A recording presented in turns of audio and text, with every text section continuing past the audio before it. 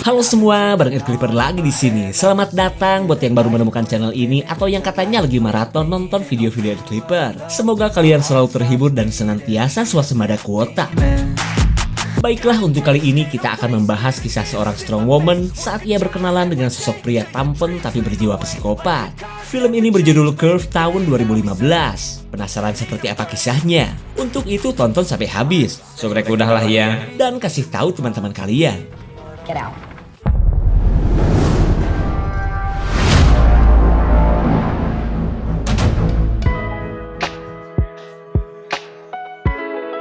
Cerita berawal dari perjalanan seorang kewes cantik bernama Mallory yang bela-belain keluar kota untuk berlibur seorang diri. Di mana semua ini ia lakukan dalam rangka ngambek kepada suaminya yang malah bekerja daripada berhanimun bersamanya. Bayangin aja guys, baru juga 3 hari ijab kabul suami Lori sudah nyari duit di kota Denver.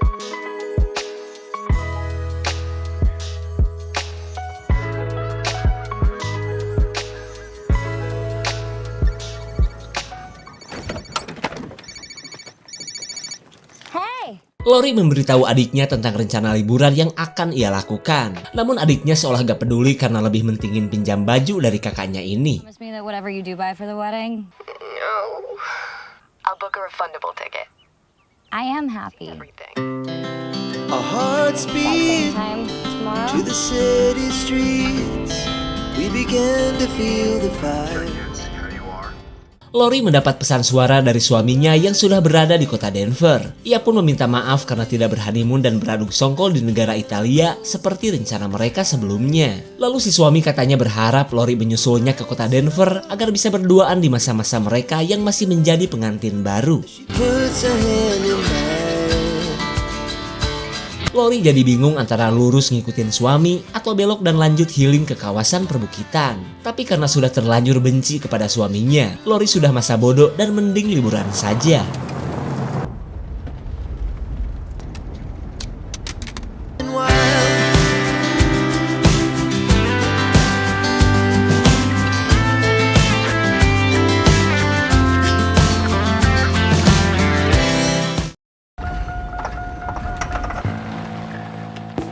Sungguh tak disangka mobil suami Lori malah mogok di kawasan yang jauh dari pemukiman. Lalu dengan skill yang cuma jago bongkar dan tiup-tiup doang, Lori iseng-iseng ngoprekin mesin, kali aja ada keajaiban.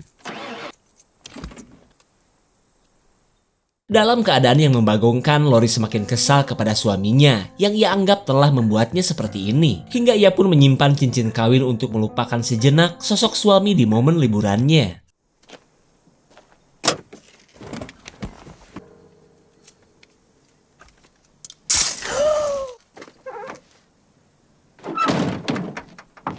Hi. Shit. Lori yang lagi bongkar casing jelas kaget oleh kedatangan seseorang yang nongol begitu saja. Tapi untungnya pria bernama Chris ini lebih peduli terhadap mobil yang mogok daripada tembolok Lori. Lori tentu senang dong, hingga ia pun memberikan pria asing ini kesempatan untuk memperbaiki mobilnya. Long way from home. Where are you heading? Oh, it's not my car. You seem to be an oil problem. I You need to save the day. Jantung Lori auto deg-degser karena selain tampon dan bertubuh seksi, Chris yang katanya mau berhiking terbilang friendly dan mudah akrab.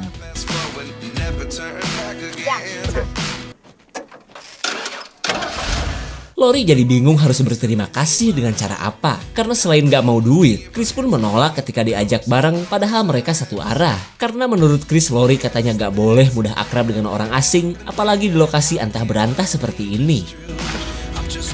Mallory. You gotta drive safe. I would offer you a ride, but thank you.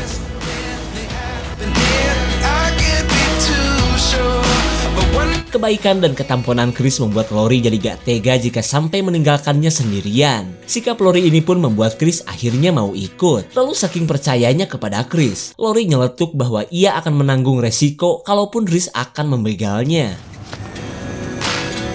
Signal is terrible. Well, bye. Okay, listen to me. My sister made it for me. Kinda did. How can you not?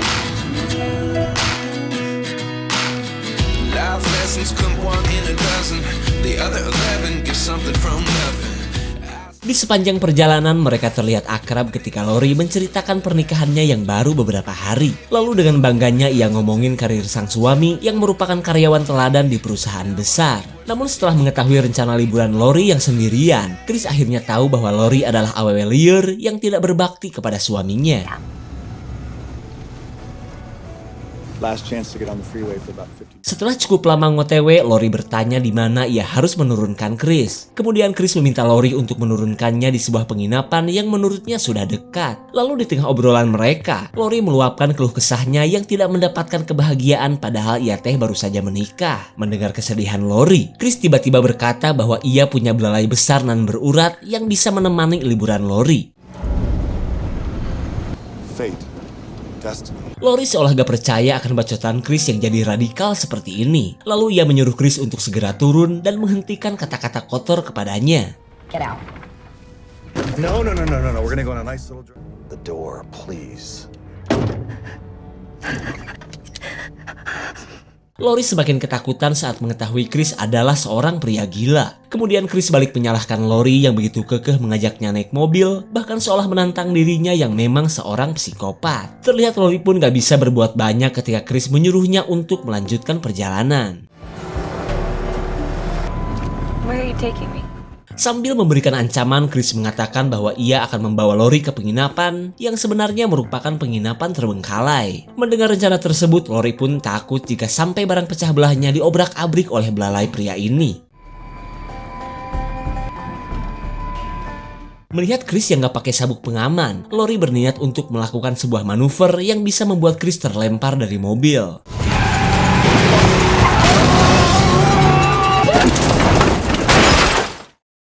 Rencana untuk ngerem mendadak ternyata malah membuat mobil masuk jurang. Chrisnya sih memang terlempar keluar sampai pingsan. Cuma yang jadi masalah, selain mengalami banyak luka, kaki Lori kejepit dashboard mobil dan susah ia keluarkan.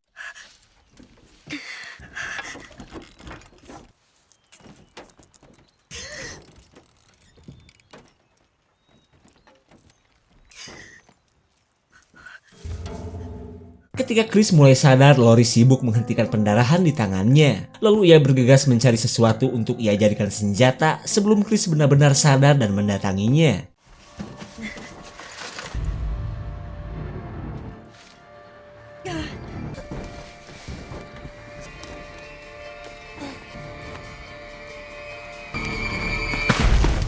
I do believe I may ache a little come the morning. Tepat pada waktunya Lori mendapatkan pisau ketika Chris nyinyirin nasib yang menimpa Lori. Karena menurutnya kaki Lori yang kejepit akan membuatnya gak bisa kemana-mana dan mati di tempat ini.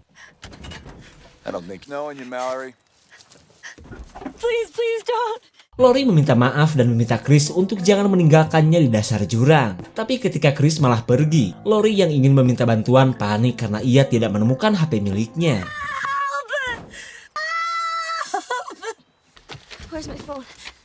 Help! I'm down here! Help! Help! Down here!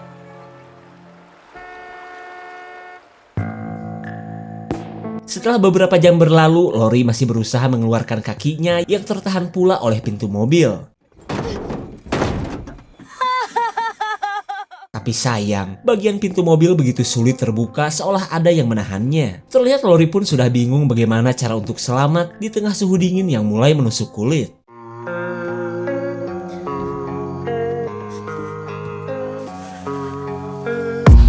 I don't really know what comes next. I'm just doing my best, even though I'm so stressed out.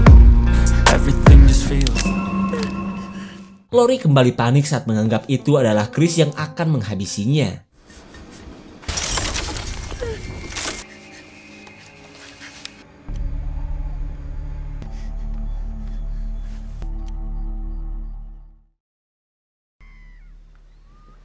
Di keesokan paginya, Lori terbangun dengan posisi selangkangan yang masih menganga. Ia pun berusaha tetap bertahan, terutama menghemat air yang tinggal sedikit lagi.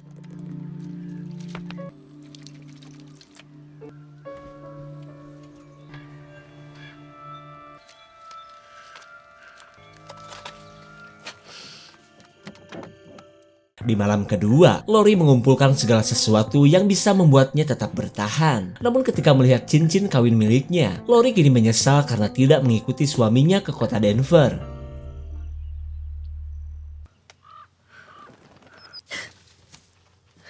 Lori seolah mendapat jawaban bahwa suara-suara misterius kemarin adalah keberadaan kawanan rusa. Tapi meskipun demikian, ia tetap waspada takutnya Chris nyelonong datang lagi seperti sebelumnya. Kekhawatiran Lori benar-benar terjadi saat ia melihat Chris yang sudah bersih plus ganti baju pula. Lalu dengan membawa perbekalan, Chris menceritakan bahwa 2 malam ini ia tinggal bersama sebuah keluarga yang sedang berpesta ultah di sebuah kabin. Entah apa yang sebenarnya telah dilakukan Chris terhadap para penghuni kabin yang katanya gak jauh dari tempat ini. Akan tetapi Lori terlihat tidak peduli karena saat ini ia sedang salatri dan kehausan. I need water. Sambil ngiming-ngiming makanan, Lori disuruh untuk menceritakan momen pertama kali beraduk songko jika mau makanan darinya. Before having you. You'd rather not. Wait. Meskipun Lori sudah muak dengan kelakuan si bebel Chris, ia terpaksa menuruti kemauan Chris demi sekempis air. Kemudian Lori menceritakan detik-detik hilangnya keperawanan sewaktu SMA oleh siswa bernama Ucup yang punya belalai imut tapi gondrongnya minta ampun. Chris bisa menebak bahwa cerita dari Lori adalah fiktif belaka, hingga ia pun gak sudi memberikan makanan hasil pupulungnya dari kabin. No, please. Try being yourself.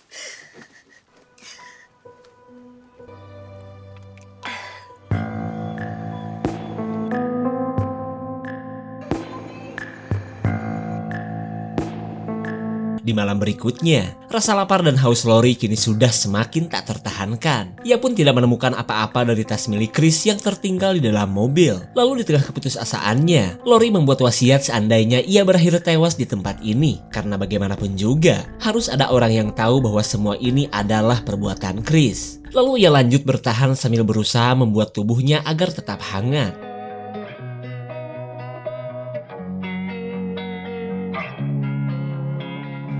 Losing time, I'm fading fast. I just wanna make it last. Try to let go of the past. I close my eyes, embrace the blast. Sleepless nights and headaches stack. Restlessness to hell and back. What's my purpose? What do I grab? A slippery surface, a heart attack.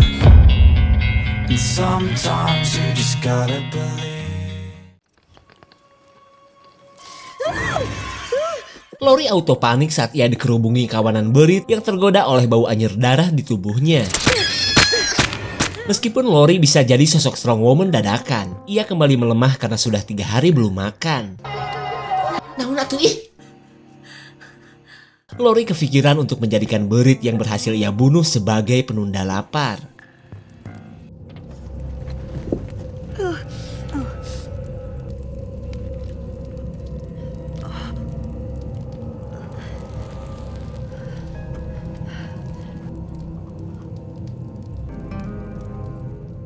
Antara geleh tapi ada manis-manisnya, Lori menguatkan mental untuk bisa menelan sumber protein yang ia dapatkan.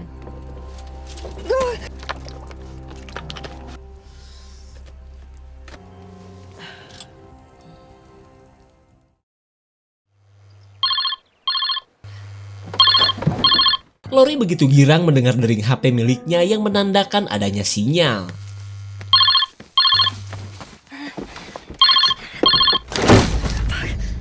Chris ternyata kembali datang sebelum Lori menjawab panggilan dari adiknya. Lalu ketika Chris ngomongin orang-orang yang ada di kabin, Lori berusaha menyembunyikan HP miliknya. But she isn't much of a baker. Looks like someone had a party of their own last night. Chris pamerin gelang yang katanya pemberian si remaja yang berulang tahun. Sementara kedatangannya ini adalah untuk menawarkan beberapa alat yang bisa membuat Lori terbebas dari sesuatu yang menjepit kakinya.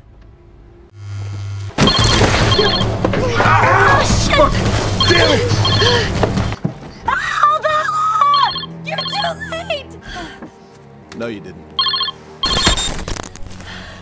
Sirna sudah harapan Lori untuk meminta bantuan kepada adiknya. Lalu di tengah kekesalan Lori, ia meminjam sebuah alat yang bisa membuatnya keluar dari dalam mobil. Ia pun rela melakukan apa saja asalkan tidak membusuk di tempat ini. Mendengar permintaan tersebut, Chris langsung mencarikan alat yang paling cocok dan bisa menyelamatkan Lori. Ada palu, bedil paku,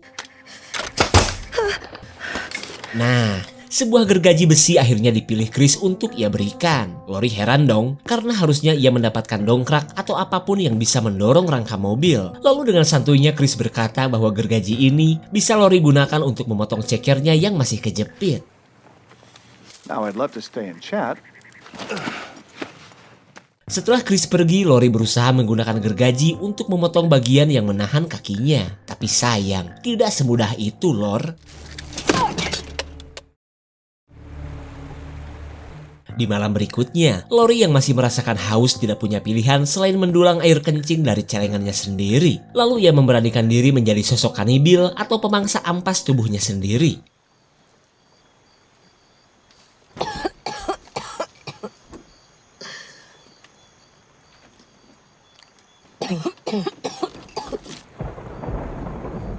Penderitaan Lori kini dimeriahkan oleh hujan geledek yang menurut berita bakalan berlangsung lama. Dan tanpa Lori sadari, lokasinya saat ini merupakan jalur sungai tada hujan. Sementara Lori sibuk kumpulin air setelah dari kemarin ia berpuasa dan berbuka dengan cikompol.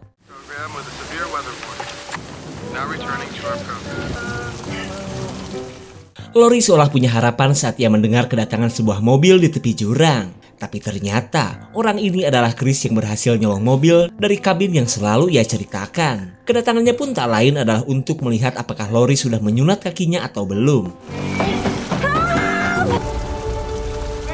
Sadar orang yang datang adalah Chris, Lori berencana untuk melakukan sebuah tipuan menggunakan bangkai tikus.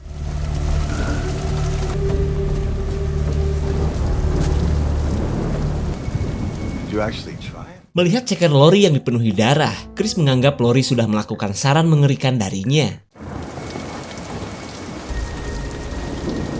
didn't think you had it in you.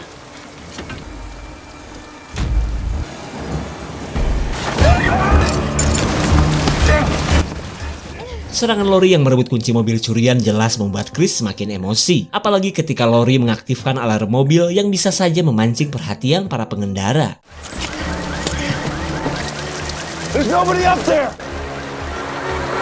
Meskipun Chris sudah gak sabar ingin menghabisi Lori, ia gak bisa lama-lama membiarkan alarm mobil yang terus menyala.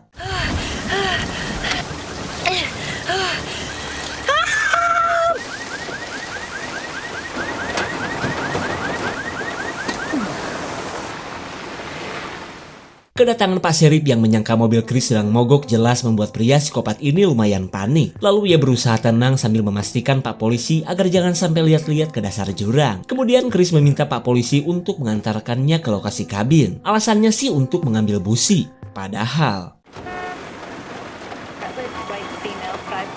mendengar suara klakson di kejauhan, Pak Sheriff tentu saja jadi penasaran. Hingga ia pun tidak mendengar kabar dari radio polisi tentang menghilangnya Lori di daerah ini. Kemudian Chris meminta Pak Pol untuk segera berangkat. Terlebih menurutnya suara tadi bukanlah suara klakson, melainkan jeritan Anoa yang sedang kawin. Yeah, you're right.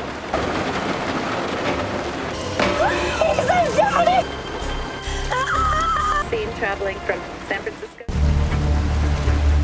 Setelah kepergian Chris dan Pak Sheriff, masalah lain pun muncul saat lokasi keberadaan Lori berubah menjadi aliran sungai. Terlihat Lori pun panik karena jika cekernya masih kejepit, ia pasti bakal tewas tenggelam. Karena keadaan ini, Lori nekat akan menyunat kakinya sendiri demi bisa bertahan hidup.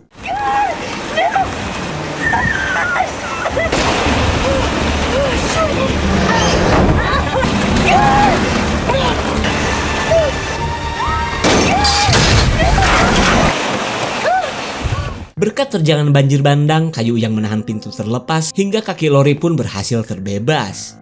Singkat cerita, dengan tenaga yang masih tersisa, Lori berenang ke tepian. Lalu ia berniat untuk mencari pertolongan di lokasi yang gak jauh dari kabin yang selalu diceritakan Chris.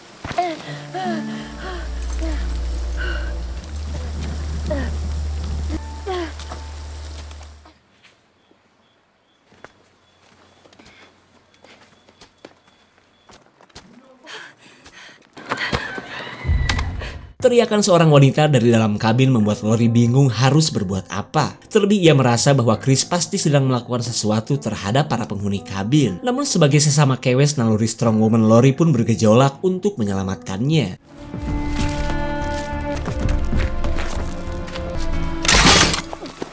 Sungguh tak disangka lokasi kabin ini dipenuhi ranjau darat yang sepertinya telah disiapkan oleh Chris. Tak sampai di situ, Lori pun menemukan mobil pak polisi yang ternyata sudah dirusak Chris.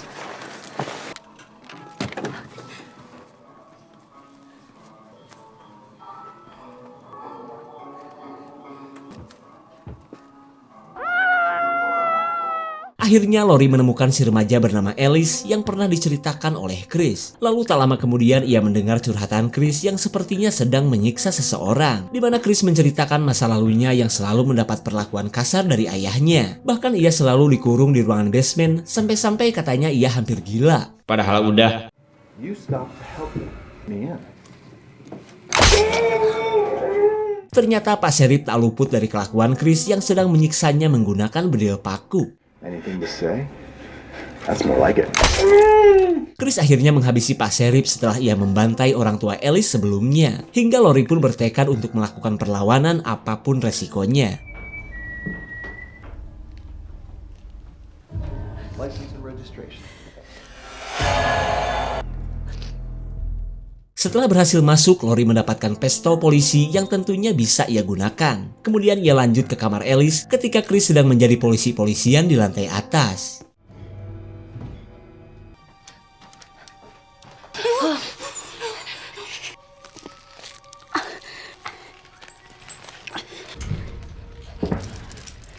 Everything okay in here?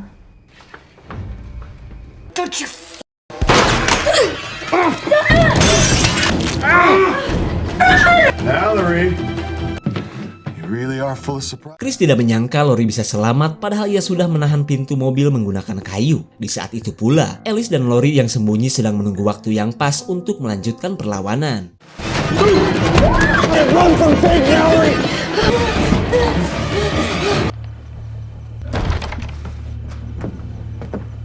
Valerie.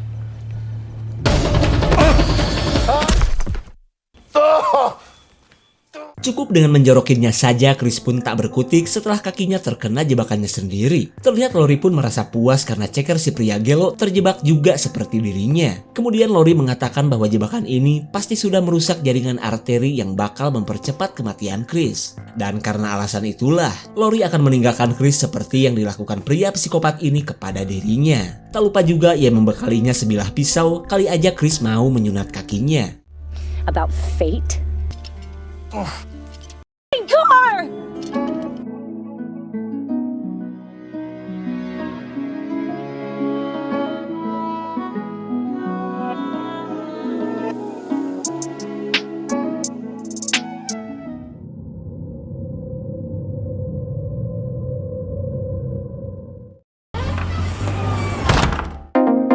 Berawal dari kelakuan Lori yang mau kerap sorangan atau gak nurut sama suami, ia akhirnya mendapat petaka dari pria psikopat dengan latar masa lalu Chris yang kelam. Namun di tengah penyesalannya, Lori mampu menjadi sosok strong woman yang bisa mengalahkan kebrutalan Chris. Cuma yang jadi masalah, Lori lupa bahwa Chris adalah seorang psikopat yang rela kehilangan kaki untuk bisa selamat. Jika ada tambahin komen guys ya. Segitu saja untuk klip dan review kali ini. Tonton video Clipper lainnya ya. Terima kasih dan sampai jumpa.